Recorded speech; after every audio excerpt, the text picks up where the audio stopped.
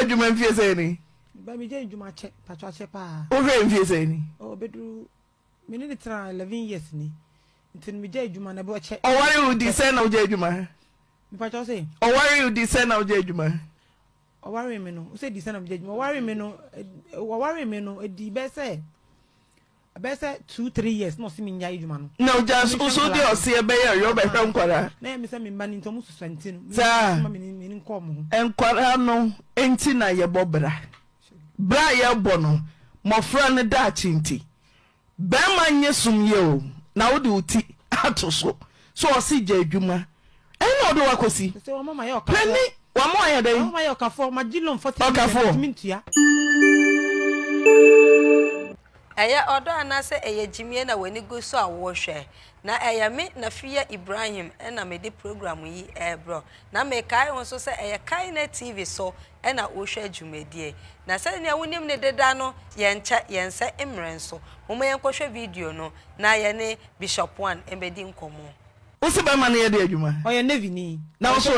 pacho me so na me ye typist me ye hardware and software at the same time me tonsa my ba me tonsa to bo ase pacho mate o hia na wo ye den o hia me no o hia every ba life no life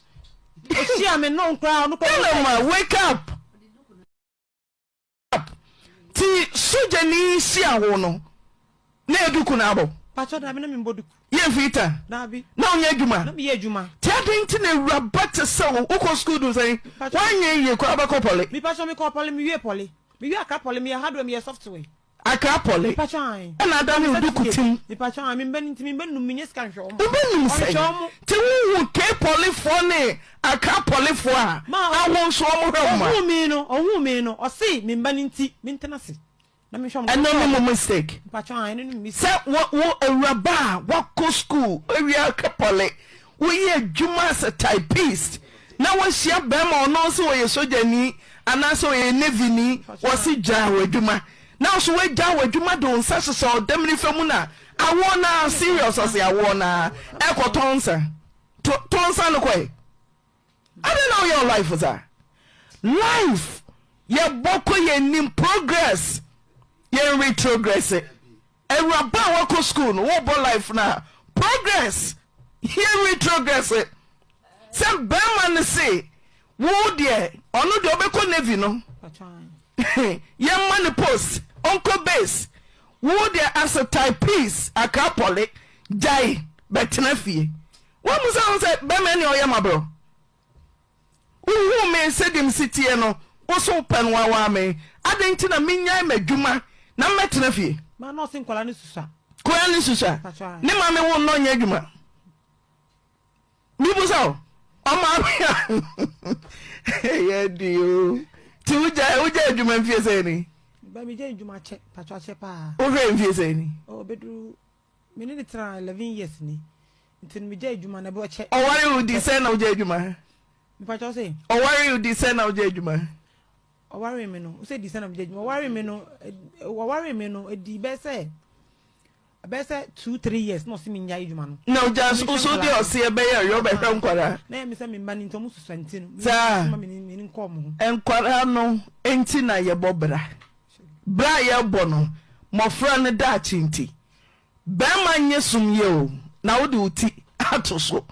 o si je adwuma en no do wakosi say o mama ye o ka plani wa mo aye den mama ye o ka fo ma gilon 40 mintua ma ninti ka wo ye adwuma ka obedeka pacho nka me ndeka ma sabre na wo ye adwuma no wo de toto enebra no ho ete say space no na wo tifia ma ba ma kofa mpna neya no ne mpna ho mienu na wasanya akukuduro ede mpna na eba fie abetre fie madam ene nkwaratim na utim akapole we na kusuyan pacho da bi ti uti we yede nimdi obi anyo unimdi ekuta usem jose benya adwuma nti wo be ma wo skills talent ekuta ono anjira secretary for the bin channel nam church application ko pe adwuma nye police say o manyinyini unkwara hu je won chenya o munya nganga Madam ase se mo atwan ma ye ina ya hwe video yi na ya san aba na me kai wo se eye odo anase eye jimie nia wo hwe eye odo anase eye jimie ya ni Bishop 1 entwetwe enkomo Bishop me wa kwa aba eba program yi so me jo so dodo eda wase one Bishop mame video yi a ye hwe eye oba ya asem ya okan eni be ma yi asem ya okan na mi bisa se oba a wako school edu level bi na uye ejuma na aware enti na waka ebema aka se oh tinase na hwe enkwala na wonso waje penie atena se wo hwe enkwala no wo hwe a eye ne kwan so oba pa me da se ma me nchia wahwefo nyinara and then so ho ayefe pa look sweet me da se we dey me go straight to the point okay oba ni Jimmy pa na ojimi ye no we yentu sebi eye Jimmy okay Ebi ntina graduate oba graduate umba aware epansam wo sei debio aware ne Ghana fonfon to etirim say yankoware enye basawo yankoware ema brabo nseyo ya wale ma brabo ye yi me pacha wati ase ma me mbuso oba ne say edi nti no ko school no umami abo ho ka wo fo abo ho ka se ko school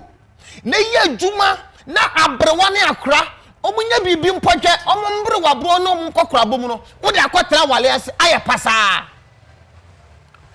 de me nim se de me ka no ti ase a edi enti na okotra wale ase ba ma si je adwuma wo si meje adwuma okay Ghana fo ense no suo ye nkwa wale ase awale na ye kono ye kwa ye basa o enti wo kwa santefu mu a no mo wale a wo se awale na wo kono wunya ka fakọ wunya de pa faide family fie